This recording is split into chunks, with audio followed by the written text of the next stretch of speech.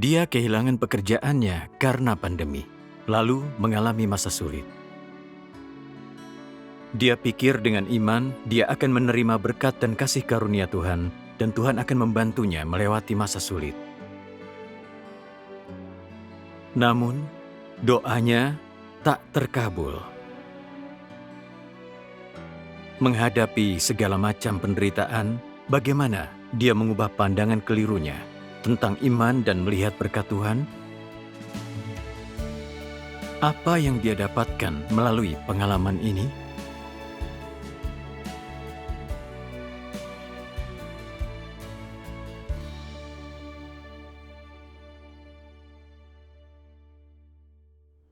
Aku selalu dipengaruhi masyarakat sejak kecil.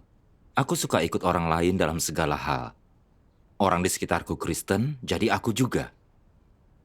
Namun, saat ingin belajar dan mencari informasi tentang Tuhan, kurenungkan beberapa pertanyaan. Kenapa kita percaya Tuhan? Bagaimana kita mengenal Tuhan? Di dunia yang gelap dan jahat ini, di manakah kebenaran? Kenapa orang menghadapi kesulitan? Semua ini misteri bagiku dan aku tidak menemukan jawabannya. Untungnya, setelah menerima Injil Tuhan yang Maha Kuasa, kutemukan jawabannya dalam firman Tuhan yang Maha Kuasa. Orang percaya bisa mengenali, mencintai, dan tunduk pada Tuhan dengan mengalami pekerjaan dan firman Tuhan. Aku juga tahu Tuhan memakai penghakiman, hajaran, ujian, dan pemurnian untuk mentahirkan kerusakan orang. Jadi, aku berdoa agar dapat ujian. Aku bahkan berharap lahir di Tiongkok agar ditindas dan dianiaya rezim iblis seperti saudara-saudari Tionghoa. Bersaksi dan dijadikan pemenang oleh Tuhan melalui kesulitan. Itu cita-cita yang bagus. Iya. Benar. Iya. Saat kusadari itu, tidak lama terjadi sesuatu kepadaku. Tempatku bekerja bangkrut, dan aku kehilangan pekerjaan karena pandemi. Aku coba mencari kerja di tempat lain, tapi aku tidak pernah dapat panggilan wawancara. Seiring berjalannya waktu, keadaanku memburuk. Aku tidak punya uang untuk membeli makanan. Aku tidak tahu harus bagaimana. Sebelum itu, aku ikut pertemuan daring, membaca firman, menonton film gereja, dan bertugas sepulang kerja. Semua ini penting bagiku. Kurasa itu penerapan iman yang bagus. Namun, setelah melalui cobaan ini, kupikir, karena aku percaya satu-satunya Tuhan yang benar, Dia pasti menjagaku. Aku juga berdoa agar diberikan pekerjaan. Aku pikir karena aku orang percaya, Tuhan akan memberi apapun yang kuminta. Tapi bukan itu yang Tuhan lakukan. Apa pendapatmu tentang itu? Iya. Aku merasa lemah dan bingung. Setiap hari ku baca firman dan berdoa. Tapi kenapa Tuhan tidak membantu saat aku menderita? Saat hal itu terlintas, aku teringat Ayub. Meski hartanya hilang, dia berdiri teguh dalam kesaksiannya. Ayub yakin, baik dan buruk itu pengaturan Tuhan, dan dia tidak pernah mengeluh. Dia bersyukur karena Tuhan memberinya berkat materi. Dan saat Tuhan mengambilnya, dia tetap memuji nama Tuhan Yahweh. Benar. Iya. Setelah merenungkan iman dan doa Ayub, aku sadar imanku lemah tidak bisa dibandingkan dengan iman Ayub. Aku tahu aku harus ikut teladan Ayub dan tunduk pada pengaturan Tuhan seperti dia. Namun, memikirkan kemungkinan tidak bisa makan, aku tidak tahu harus bagaimana. Aku baru 3 bulan menerima Tuhan yang Maha Kuasa. Pemahaman firmanku minim. Kuota internetku habis, jadi aku tidak bisa ikut pertemuan daring. Aku hanya bisa berdoa, Tuhan, entah aku mati kelaparan, itu ada di tangan-Mu. Meskipun mati, aku akan tunduk pada pengaturan-Mu. Berdoa seperti itu memberiku kedamaian. Pada hari yang sama, tiba-tiba terjadi sesuatu. Pamanku menelepon dan menawariku bekerja di perusahaan konstruksinya. Syukurlah, ini Tuhan yang membukakan jalan. Benar. Benar. Meski pekerjaan konstruksi melelahkan, setelah seminggu, aku dapat uang untuk mencukupiku sementara waktu. Syukur kepada Tuhan. Syukur kepada Tuhan. Dalam situasi ini, aku berpikir, kenapa Tuhan tidak melakukannya saat aku meminta bantuannya? Tapi saat aku siap tunduk, Dia membantuku. Lalu, aku membaca firman Tuhan yang memberiku pemahaman tentang ini. Tuhan Yang Maha Kuasa berfirman, "Begitu banyak orang percaya kepadaku hanya agar aku dapat menyembuhkan mereka. Begitu banyak orang percaya kepadaku hanya agar aku dapat menggunakan kuasaku untuk mengusir roh-roh najis dari tubuh mereka, dan begitu banyak orang percaya kepadaku hanya supaya mereka dapat menerima damai dan sukacita dariku. Begitu banyak orang percaya kepadaku hanya untuk menuntut lebih banyak kekayaan materi dariku.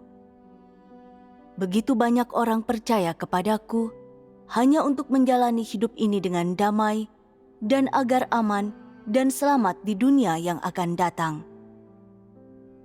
Begitu banyak orang percaya kepadaku untuk menghindari penderitaan neraka dan menerima berkat-berkat surga.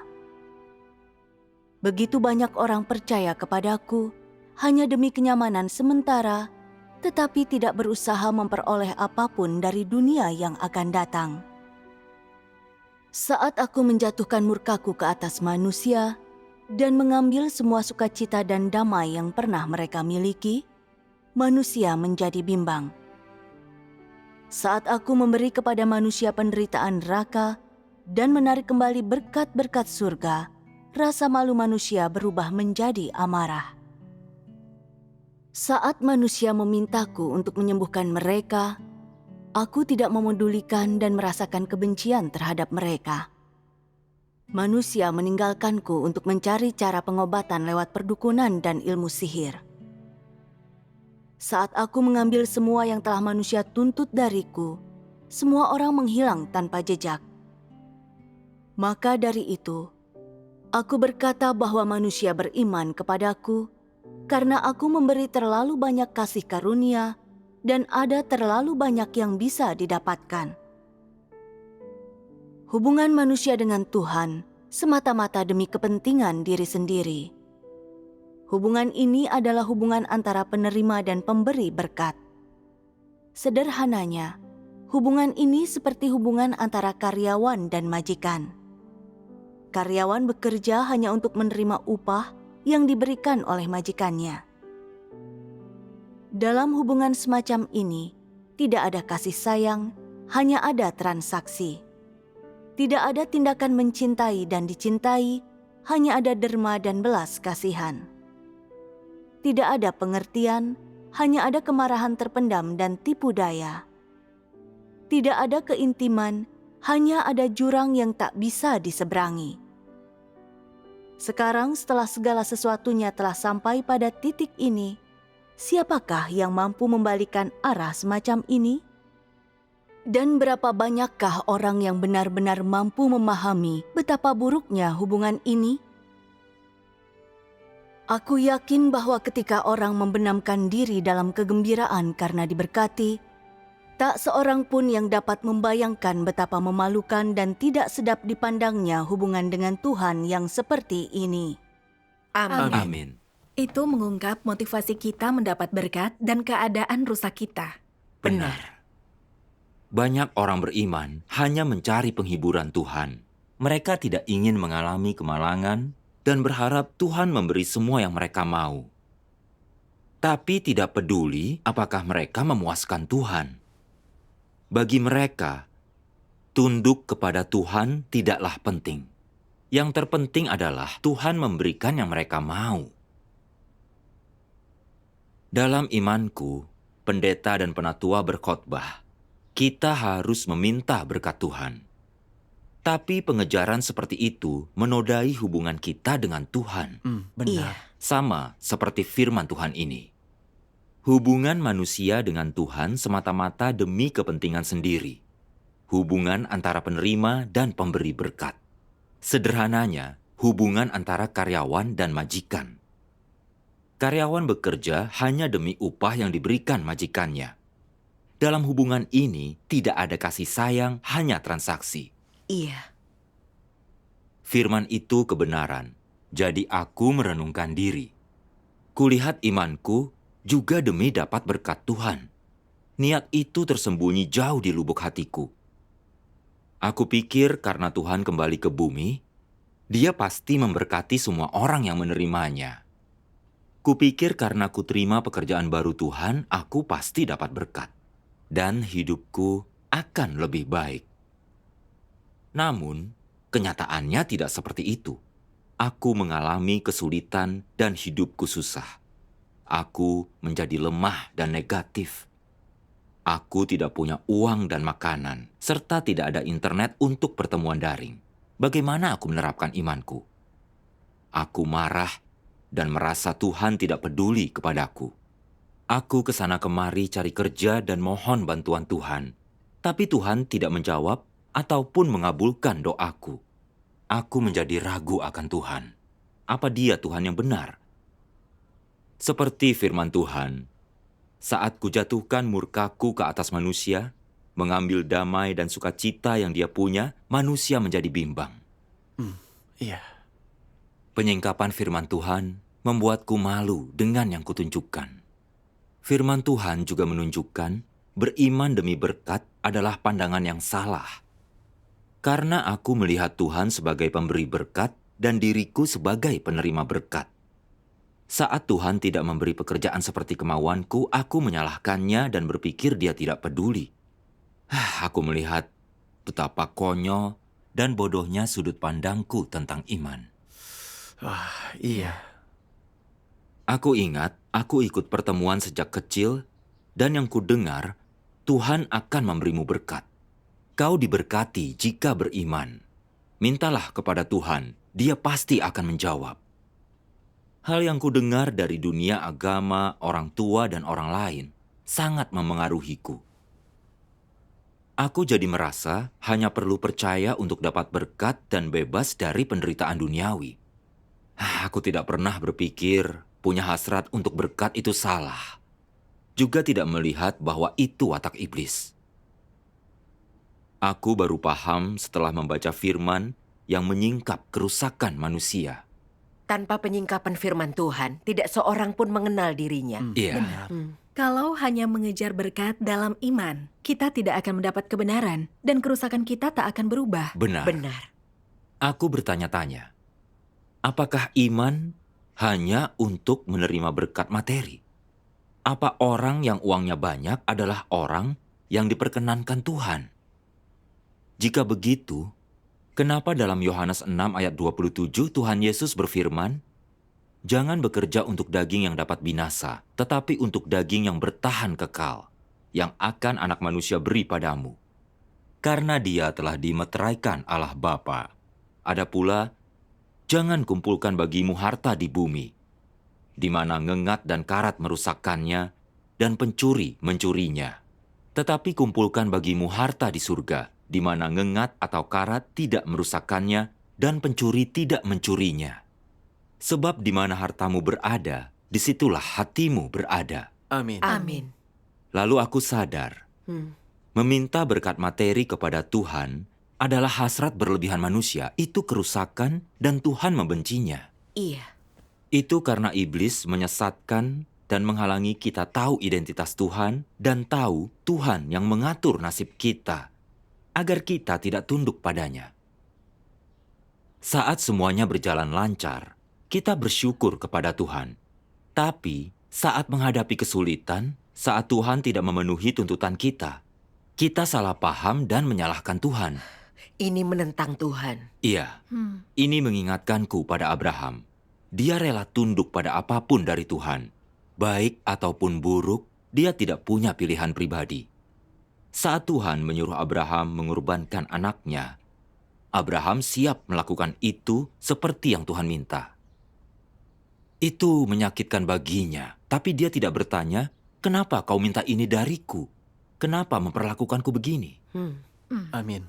Abraham percaya apapun yang diminta Tuhan, dia harus taat. Dia tahu Tuhan adalah pencipta, dia adalah makhluk ciptaan. Jadi dia harus tunduk tanpa syarat dan menerima perintah apapun dari Tuhan.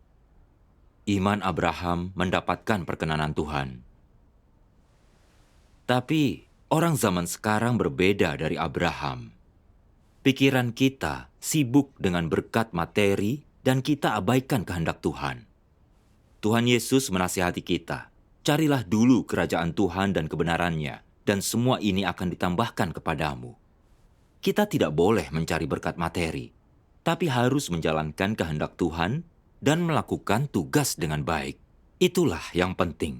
Benar. Iya, Tuhan adalah Sang Pencipta. Dia paling tahu pikiran kita, juga paling tahu yang kita butuhkan. benar. Namun karena kerusakan iblis, pikiran manusia dipenuhi keserakahan dan berkat materi. Jadi kita percaya Tuhan bukan untuk menaati Dia, tapi demi berkat dan memuaskan keinginan. Seperti firman Tuhan yang Maha Kuasa. Manusia yang rusak hidup demi diri sendiri. Tiap orang memperjuangkan kepentingannya. Ini ringkasan natur manusia. Orang percaya Tuhan demi diri sendiri. Saat mereka berkorban baginya, itu demi berkat. Dan saat mereka setia kepada Tuhan, itu demi upah.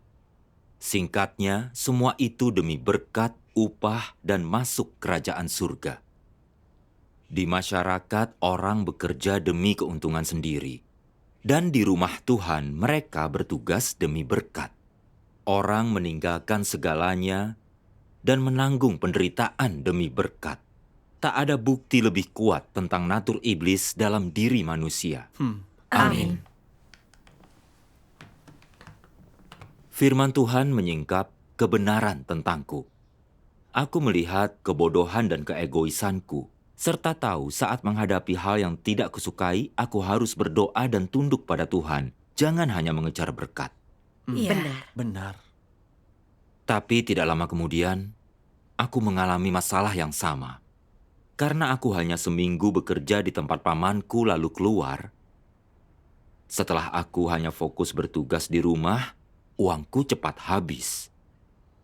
Aku tidak tahu dari mana aku bisa makan atau bagaimana mencari pekerjaan. Karena aku tidak punya gelar atau kualifikasi apapun. Aku tidak punya uang untuk membeli kuota internet di ponselku. Aku butuh internet untuk bertugas dan ikut pertemuan. Memikirkan ini, aku merasa lemah lagi dan merasa putus asa. Saat itu, ibuku memberitahuku, karena pandemi mereka tidak punya apa-apa untuk hidup, dan mereka mengharapkan bantuanku. Mengetahui ibuku mengalami kesulitan yang sama, aku merasa lemah dan menderita. Aku tidak tahu harus bagaimana. Aku merasa jauh lebih menderita daripada orang lain. Hidupku sangat sulit. Aku tidak bisa memahami kehendak Tuhan. Aku pikir karena aku sibuk dengan tugasku, Tuhan pasti menjagaku. Jadi kenapa kondisiku terus memburuk? Saat ada masalah dan kita tak paham kehendak Tuhan, kita harus berdoa dan banyak mencari. Benar. Selama masa itu, aku banyak membaca firman dan mendengarkan lagu pujian. 2 kutipan firman membantuku memahami kehendaknya.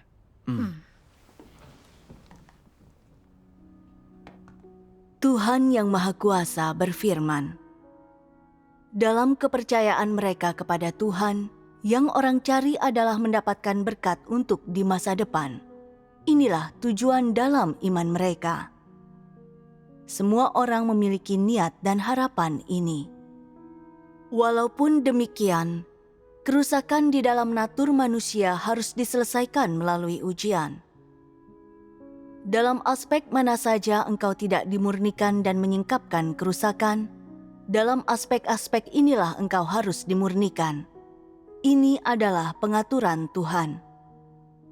Tuhan menciptakan sebuah lingkungan untukmu yang memaksamu dimurnikan di sana untuk mengetahui kerusakanmu sendiri.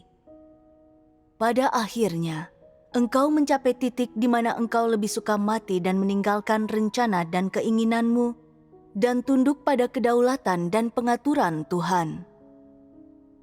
Jadi, jika orang tidak mengalami beberapa tahun pemurnian, jika mereka tidak menanggung tingkat penderitaan tertentu, mereka tidak akan dapat menyingkirkan ikatan kerusakan daging dalam pikiran dan hati mereka.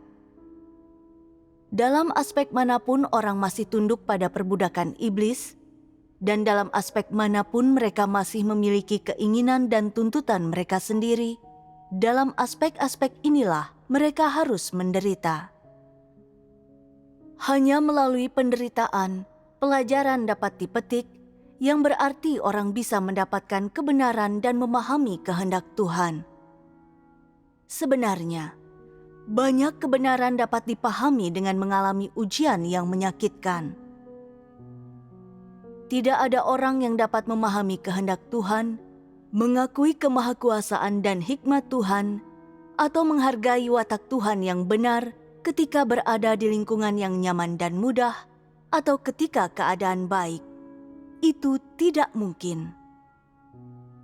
Di dalam hatinya, orang selalu mengajukan tuntutan yang berlebihan terhadap Tuhan. Mereka selalu berpikir, karena kami telah meninggalkan keluarga kami dan melaksanakan tugas, sudah seharusnya Tuhan memberkati kami. Karena kami melakukan apa yang Tuhan tuntut, sudah seharusnya Tuhan memberi kami upah. Hal-hal seperti itulah yang ada dalam hati banyak orang pada saat mereka percaya kepada Tuhan. Orang begitu tak masuk akal. Mereka tidak menerapkan kebenaran, tetapi mereka menyalahkan Tuhan. Mereka tidak melakukan apa yang seharusnya mereka lakukan. Orang sudah seharusnya memilih jalan mengejar kebenaran, tetapi mereka muak akan kebenaran dan mendambakan kesenangan daging. Mereka selalu mengejar berkat dan kenikmatan anugerah dan selalu mengeluh bahwa tuntutan Tuhan terhadap manusia terlalu berat. Mereka terus berusaha membuat Tuhan memperlakukan mereka dengan baik dan menganugerahkan kepada mereka lebih banyak anugerah dan membiarkan mereka menikmati kesenangan daging. Apakah mereka orang yang sungguh-sungguh percaya kepada Tuhan? Orang yang mengatakan hal-hal ini sama sekali tidak berakal sehat dan tidak memiliki iman. Semua ini berasal dari ketidakpuasan manusia terhadap Tuhan karena tuntutan mereka yang berlebihan tidak terkabul. Semua ini adalah hal-hal yang tercurah dari hati manusia dan sepenuhnya merepresentasikan natur manusia.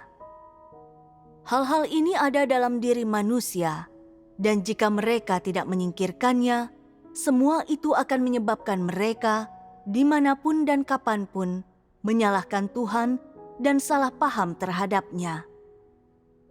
Manusia juga akan cenderung menghujat Tuhan, dan dimanapun dan kapanpun, mereka mungkin akan menyimpang dari jalan yang benar. Inilah kejadian yang biasanya terjadi. Amin. Amin. Aku belajar dari firman Tuhan. Aku fokus pada tugas setiap hari hingga mengabaikan keluargaku. Kupikir dengan berkorban, Tuhan pasti memberiku upah. Aku tidak menginginkan upah yang besar. Cukup pekerjaan untuk aku bertahan. Lalu, setelah dapat pekerjaan, aku akan bisa bertugas lebih baik. Aku merasa itu permintaan yang tidak berlebihan. Namun, dari firman Tuhan aku melihat, punya keinginan berlebihan itu menunjukkan aku tidak tunduk kepada Tuhan. Aku banyak menuntut kepada Tuhan. Firman-Nya juga menunjukkan, jika orang terlalu banyak menuntut kepada Tuhan, mereka sulit menerapkan kebenaran, serta cenderung mengkhianati Tuhan saat tuntutannya tidak dipenuhi. Benar. Benar. Puji Tuhan, aku pun mengerti kesulitan yang kuhadapi. Dari luar, aku tampak menderita dan menyedihkan. Tapi aku sedang ditempa lewat penderitaan. Aku merasa tidak bisa menanggungnya, tapi Tuhan tidak meninggalkanku, agar aku melihat motivasiku yang salah dan kepalsuan imanku, dan mengubahnya ke arah yang benar yang Tuhan ingin untuk kita ikuti. Iya, amin. Aku bertanya-tanya, bukankah aku ingin pekerjaan bagus dengan banyak uang? Bukankah aku ingin kuota internet dan kebutuhanku tercukupi? Bukankah aku ingin melakukan tugas tanpa hambatan dan masalah? Iya, itu benar. Aku ingin semua ini, tapi kenapa Tuhan tidak mengatur agar aku memilikinya? Apa aku memang tidak beruntung? Sama sekali tidak. Aku sangat beruntung. Ini kasih Tuhan untukku. Iya. Benar. Tuhan mengatur situasi ini untukku agar aku mencari kebenaran, belajar, dan mentahirkan kepalsuan imanku. Jika aku menerapkan iman di lingkungan yang nyaman, tanpa kesukaran dan situasi sulit, iman dan kasihku kepada Tuhan akan punya motivasi, hasrat, dan pemalsuan. Tuhan tidak berkenan. Tuhan berharap agar manusia tulus kepadanya dalam keadaan apapun, juga taat dan setia. Ini seperti anak kecil yang mencintai ayahnya saat diberi kehidupan materi yang nyaman. Tapi jika tidak, akan bilang pada ayahnya, "Kalau keinginanku tidak dipenuhi, kau tidak akan kuakui sebagai ayahku." Anak macam apa itu? Anak yang tidak punya hati nurani dan nalar. Analogimu itu sangat tepat. Syukur kepada Tuhan, hal itu juga terjadi padaku. Aku perlu mengalami semua itu untuk mentahirkan kepalsuan dalam imanku. Aku membaca firman yang lain.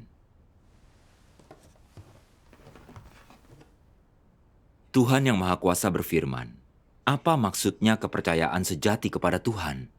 Artinya menerima firman Tuhan sebagai kenyataan kehidupan dan mengenal Tuhan dari firman untuk mencapai kasih sejati padanya.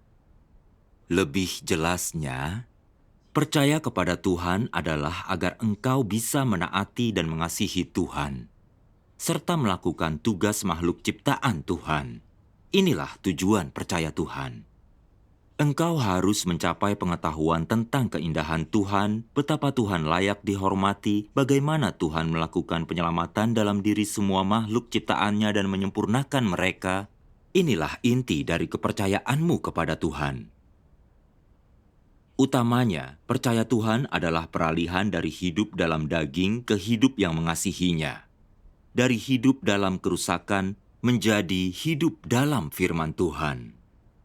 Ini berarti keluar dari wilayah kekuasaan iblis dan hidup di bawah perlindungan Tuhan.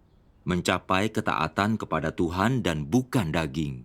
Mengizinkan Tuhan mendapatkan hatimu, menyempurnakanmu, dan membebaskanmu dari watak rusak. Percaya Tuhan adalah agar kuasa dan kemuliaan Tuhan termanifestasi dalam dirimu, agar kau bisa melakukan kehendak-Nya, menyelesaikan rencananya, dan menjadi saksinya di hadapan iblis. Percaya Tuhan seharusnya tidak untuk melihat tanda dan mukjizat, ataupun untuk dagingmu sendiri. Percaya Tuhan haruslah tentang berusaha mengenal Tuhan, menaati Tuhan sampai mati seperti Petrus. Inilah tujuan utama percaya Tuhan. Orang membaca firman Tuhan agar mengenal dan memuaskannya. Membaca firman Tuhan membuatmu lebih mengenal Tuhan. Barulah kau mampu menaatinya. Kau harus kenal Tuhan untuk mampu mengasihinya. Inilah seharusnya tujuan manusia dalam iman. Amin. Kubaca kutipan ini tepat setelah percaya Tuhan yang Maha Kuasa. Tapi saat itu aku tidak terlalu paham. Baru setelah melalui masa sulit, aku sedikit memahami kehendak Tuhan. Iman sejati tak seperti yang kupikirkan. Bahwa selama aku berkorban bagi Tuhan, Dia harus melindungiku dan memenuhi kebutuhanku. Pandangan seperti itu tidak benar. Kita harus mengalami firman Tuhan dan memuaskannya. mau Tuhan memberi atau mengambil, kita harus tunduk dan memberikan diri kita. Iya. Jika yang dikejar adalah mengenal Tuhan melalui firman-Nya, tunduk pada pengaturannya, Tuhan berkenan pada iman itu. Orang yang bisa mengasihi Tuhan dan taat sampai mati seperti Petrus, itu yang Tuhan sempurnakan. Iya. Syukurlah Tuhan mencerahkanku untuk mengetahui sudut pandang yang tepat. Aku pun merasa damai dan tenang. Kupanjatkan doa ketundukan kepada Tuhan, meminta kekuatan untuk menanggung kesulitan. Syukur kepada Tuhan. Persekutuanmu memberi kejelasan tentang hal yang harus kukejar. Aku tidak boleh mengejar berkat. Harus berusaha tunduk pada Tuhan dan melakukan tugasku. Itu sejalan dengan kehendak Tuhan. Tentu Iya. saja. Tidak disangka, esok harinya pamanku mengirimiku uang. Aku pun bisa membeli makanan dan kuota internet. Syukur kepada Tuhan. Aku bersyukur kepada Tuhan karena memberiku jalan. Syukur kepada Tuhan. Aku juga dapat pekerjaan paruh waktu. Pekerjaannya sulit, tapi aku mendapatkan cukup uang untuk kebutuhanku. Aku tahu Tuhan mengaturnya untukku. Aku sungguh mengalami bahwa tunduk pada pengaturan Tuhan adalah pelajaran dasar yang harus dipelajari lewat kehidupan nyata. Lewat itu kita tahu aturan Tuhan dan cara-caranya yang misterius. Ini sikap yang harus dimiliki terhadap masalah dalam hidup. Aku jadi ingat satu kutipan firman. Boleh kubacakan? Tentu. Ketika menghadapi masalah kehidupan nyata, bagaimana seharusnya engkau mengenal dan memahami otoritas Tuhan dan kedaulatannya? Saat engkau menghadapi masalah dan tak mampu memahami, menangani, dan mengalaminya, sikap apa yang harus engkau ambil untuk menunjukkan keinginanmu untuk tunduk, realitas ketundukanmu pada pengaturan Tuhan? Pertama, engkau harus belajar menunggu. Lalu, harus belajar mencari. Kemudian, harus belajar tunduk. Menunggu berarti menantikan waktu Tuhan, menantikan orang, peristiwa, dan hal yang Dia atur bagimu, menantikan kehendaknya berangsur terungkap sendiri bagimu. Mencari berarti mengamati dan paham maksud tulus Tuhan melalui orang, peristiwa, dan hal yang Dia persiapkan, paham kebenaran melalui semua itu, apa yang harus manusia capai, dan jalan yang harus mereka patuhi, apa yang ingin Tuhan capai dalam diri manusia, dan apa yang ingin Dia dapatkan dalam diri mereka. Tunduk tentu saja berarti menerima orang, peristiwa, dan hal yang Tuhan atur, menerima kedaulatannya, dan melalui itu mengetahui bagaimana Tuhan mengatur nasib manusia, bagaimana Dia membekali manusia dengan hidupnya, dan mengerjakan kebenaran dalam diri manusia. Segala sesuatu di bawah pengaturan dan kedaulatan Tuhan menaati hukum alam, dan jika engkau bertekad untuk membiarkan Tuhan mengatur segala sesuatu bagimu, engkau harus belajar menunggu, engkau harus belajar mencari, dan engkau harus belajar tunduk. Inilah sikap yang harus dimiliki orang yang ingin tunduk pada otoritas Tuhan. Inilah kualitas dasar yang harus dimiliki orang yang ingin menerima kedaulatan dan pengaturan Tuhan. Untuk memiliki sikap dan kualitas seperti itu, engkau harus bekerja lebih keras. Hanya ini caramu masuk ke kenyataan. Amin. Amin. Aku sudah membaca kutipan firman Tuhan ini, tapi membacanya lagi terasa berbeda setelah melalui masa sulit. Aku melihat dari firman Tuhan, mencari kehendak-Nya, menunggu dan tunduk adalah pendekatan pertama yang harus dimiliki saat menghadapi masalah. Iya. Tentu saja. Tapi itu bukan menunggu yang pasif. Ada berdoa, membaca firman, mencari kehendak Tuhan, dan merenungkan diri. Dengan cara ini, kita bisa tahu keadaan kita dan paham apa yang harus kita masuki. Melalui pencarian semacam ini, kita bisa melihat aturan Tuhan dan perbuatannya. Amin. Syukur kepada Tuhan. Mencari, menunggu, dan taat saat ada masalah adalah bagian penting penerapan kita. Benar. Iya. Awalnya aku hanya ingin bekerja di sana selama sebulan. agar dapat uang secukupnya dan memakai sisa waktuku untuk tugasku. Tapi ada masalah dengan ponselku. Kupikir jika bekerja sebulan lagi, aku bisa beli ponsel dan laptop baru. Tapi aku pemimpin gereja, jadi pekerjaanku di gereja banyak. Melakukan tugas adalah hal terpenting bagiku. Itu prioritasku. Jadi, kuputuskan berhenti bekerja.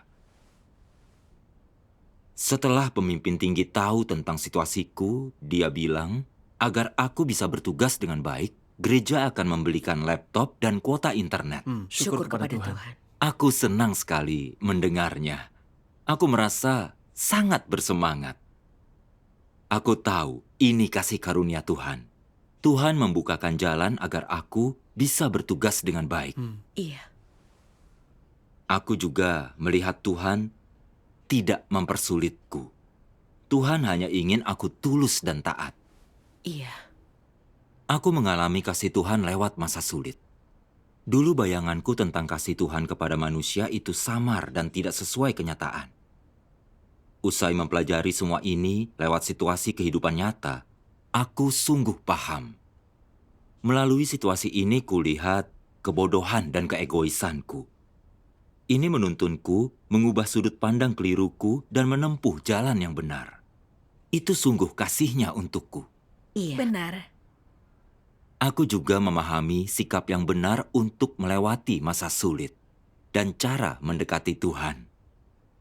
Sebelumnya aku berpikir, asalkan aku beriman, Tuhan pasti sediakan segalanya.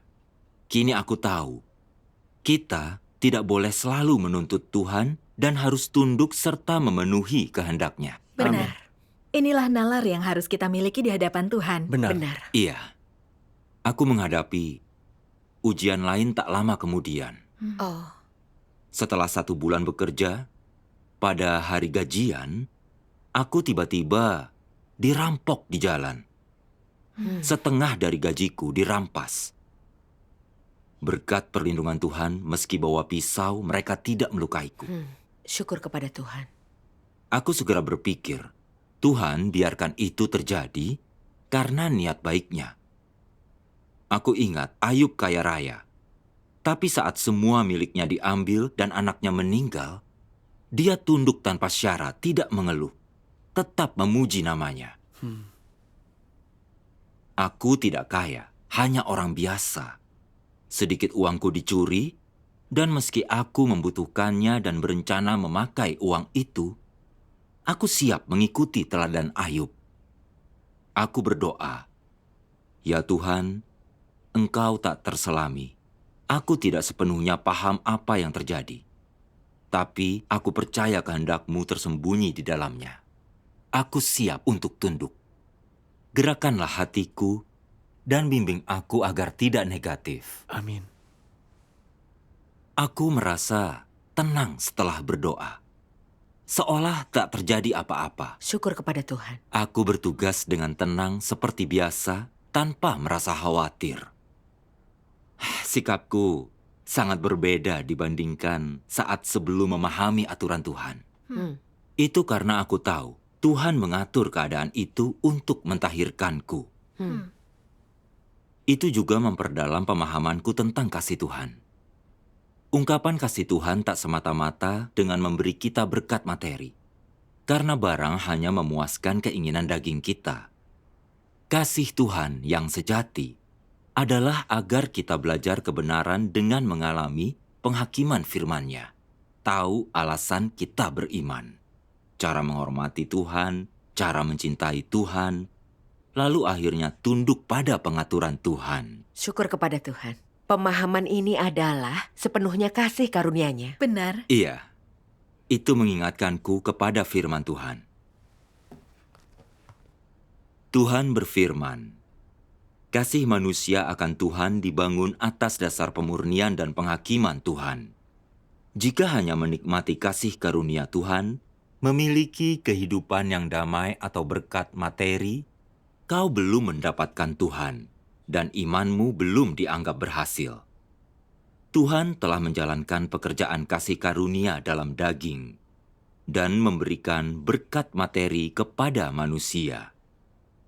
Tetapi manusia tidak bisa disempurnakan hanya dengan kasih karunia dan belas kasih. Dalam pengalamannya, manusia mengalami sebagian kasih Tuhan dan melihat belas kasih Tuhan.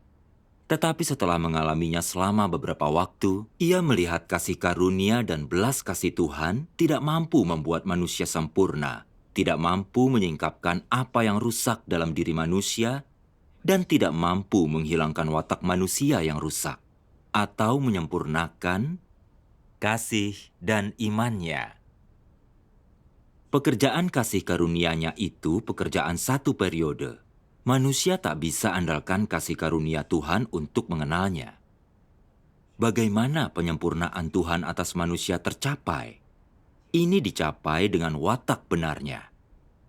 Watak Tuhan terutama adalah kebenaran, murka, kemegahan, penghakiman, dan kutukan. Dia menyempurnakan manusia terutama lewat penghakimannya. Amin. Dari firman Tuhan, aku merasakan pekerjaan penghakimannya sungguh untuk mentahirkan manusia. Ketidakmurnian dalam iman dan watak rusak kita hanya bisa ditahirkan melalui penghakiman firman Tuhan dan ujian. Itu tak tercapai dengan mengandalkan kasih karunia-Nya. Aku tidak akan pernah memahami ini tanpa firman Tuhan, tanpa pengalaman sulit ini. Benar. Syukur kepada Tuhan. Syukur kepada Tuhan.